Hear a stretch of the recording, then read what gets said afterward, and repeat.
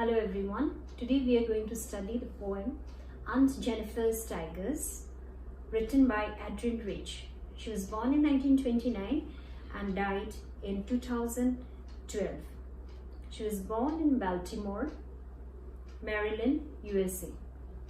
She is widely known for her involvement in the contemporary women's movement as a poet and theorist. She has published 19 volumes of poetry, 3 collections of essays and other writings. A strong resistance to racism and militarism echoes through her work. This poem, Aunt Jennifer's Tigers, addresses the constraints of married life a woman experiences. She writes here about the poem, women caught under the oppressive hand of the patriarchal society, yes, and a woman's struggle with her expression and her rebellion. Let me read aloud the poem once. Aunt Jennifer's tigers prance across a screen, bright topaz, denizens of a world of green. They do not fear the men beneath the tree.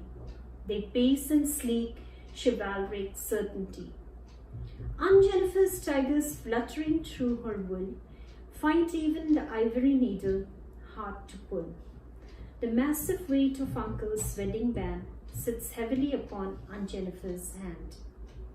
When Aunt is dead, her terrified hands will lie, still ringed with ordeals she has mastered by. The tigers in the panel that she made will go on prancing, proud and unafraid. So, 3 stanzas are there.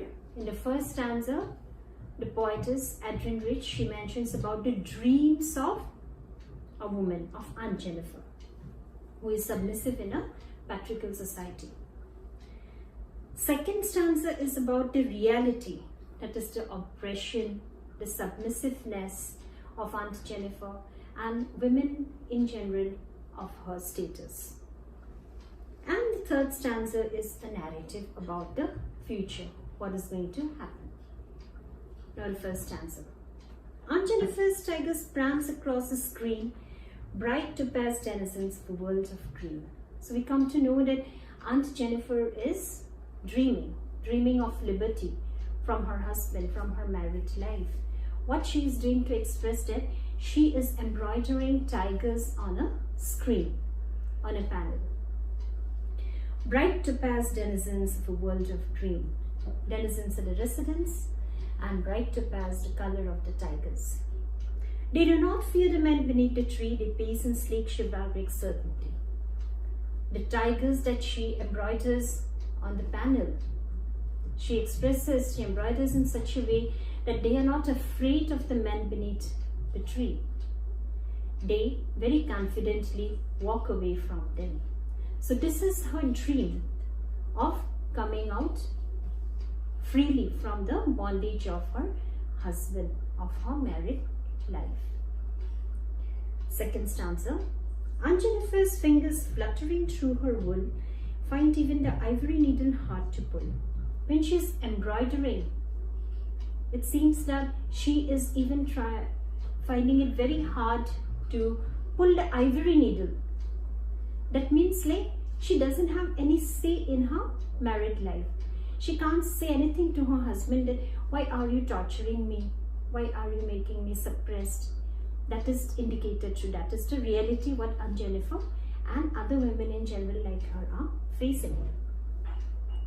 The massive weight of Uncle's wedding band sits heavily upon Aunt Jennifer's hand. The massive weight of Uncle's wedding band. That means the wedding ring that Uncle gave during her wedding. The massive weight.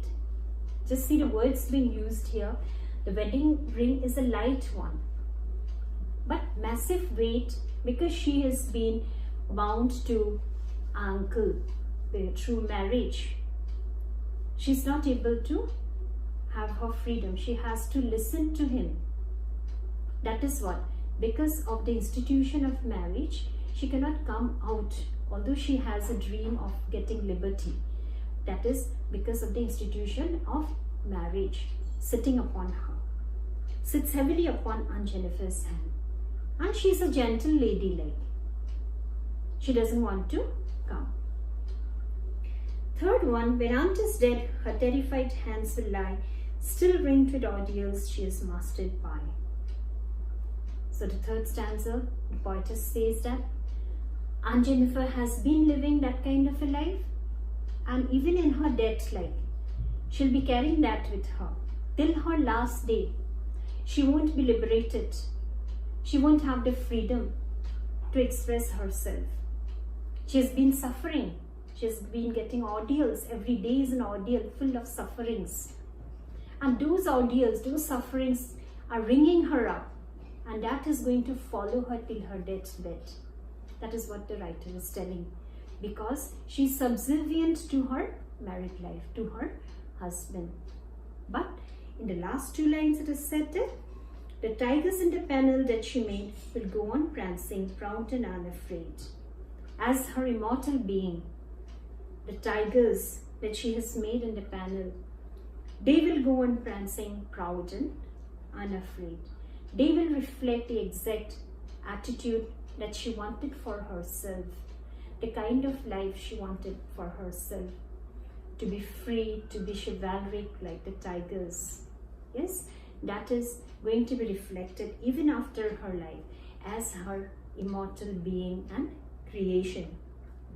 Because all these things happened because she allowed herself to be suppressed by her husband, and she lost her identity as a result of that. She's lost her identity, we can say, in the last stanza. That means till her death, she could not fight. She could not win the battle in the patriarchal society. But the writer says that her tigers that she's created on the panel will be a reflection of her immortal being, that what she wanted freedom for herself. That's all. Thank you.